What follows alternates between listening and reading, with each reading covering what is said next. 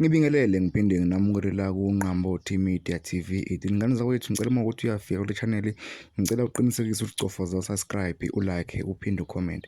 Ngane zakwethu indaba namhlanje nginiphathele zona la indaba ezithinta umculo we-Afro, indaba yaseDubai. Indaba yaseDubai ke siphumela obala lapha ekhasini layo la ku-Facebook yathi wonke amabhinqa asekhasini layo awaphume aphele ayisawafuni. UDubai ke ukhala ngeindaba zokuthi amabhinqa awahloniphi, akhomenta ngendlela engekho yinhle emapostini akhe. Uthi ke uDubai epagini lakhe akukhona ey'nqoleni okanye kwimpucuzeko.